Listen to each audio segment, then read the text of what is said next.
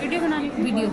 हाँ ठीक है। तो हम जैसे ग्राफ में हमने पॉइंट्स बनाए, तो हम एक एक डब्बा जो बनेगा इसका, एक एक बॉक्स, उसको लेकर के जो सर्कल बना रहे हैं वो हमारा पॉसिबिलिटी ऑफ एरर को दिखाता है। इसीलिए हम सारे पॉइंट्स को सर्कल से ट्रेस करते हैं। अब हम अगर इन सब पॉइंट्स को ज्वाइन करेंगे तो it won't be a straight line, so हमको बेस्ट फिट लाइन बनानी होती है। तो बेस्ट फिट लाइन का क्या मतलब होता है कि equivalent distribution of points around the straight line. एक बार पॉज करो अभी यहाँ पे और स्केल।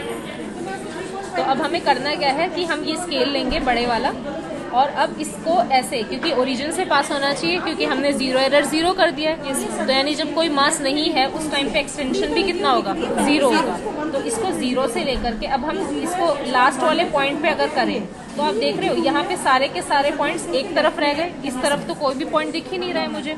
तो हमको क्या करना है, इसको थोड़ा ऐसे करके और थोड़ा ऐसे टिल्ट करके चेक करेंगे। इसको वर्टिकल कर लो कैमरा को ताकि अच्छे से दिखाई दे।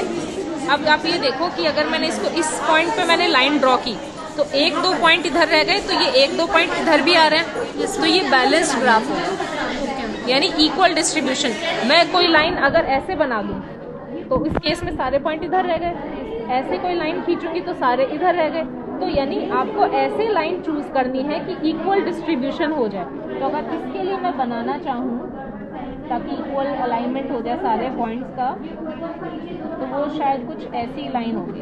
तो इसको पास करेंगे तो कुछ साइड कुछ इस साइड। हाँ, ये अगर मैं लाइन ड्रॉ कर रही हूँ तब आप देखिए ये दो पॉइंट्स इधर रह गए ऊपर, ये तो पास ही कर रहा है, एक पॉइंट ये इधर आ गया, एक पॉइंट इधर आ गया, तो इन अवे बैलेंस हो गया ना। तो ये इसकी बेस्ट फिट लाइन है। हमें सारे पॉइंट्स को कनेक्ट नहीं करना होता, हमको बेस्ट फिट लाइन ड्रॉ करनी होती है।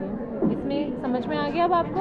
और जब भी हमको स्लोप लेना है तो क्या करेंगे, ये एक्सट्रीम पॉइंट्स थे, इनके बीच में से कोई भी एक पॉइंट उठा लो। मान लो मैंने ये वाला पॉइंट लिया तो इसको नाम दे दिया मैंने ए पॉइंट, और ये इनिशियल के एक्सट्रीम पॉइंट्स है, तो मैंने ये डाटा पॉइंट यहाँ पे ले लिया बी। और अब ए और बी कहाँ पे इंटरसेक्ट करेंगे, अगर आप ध्यान से देखोगे वो इधर इंटरसेक्ट करेंगे इस लाइन पे। आप क्या करो, इसको ऐसे सॉरी दिस लाइन ना, तो यहाँ से पहले तो हम ये स्ट्रेट लाइन ड्रॉ कर लेते हैं।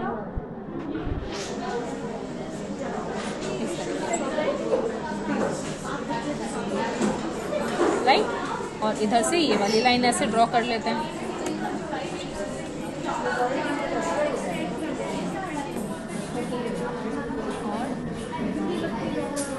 ठीक है, तो ये जहाँ पे इंटरसेक्ट कर रहे हैं वो मेरा पॉइंट हो गया सी।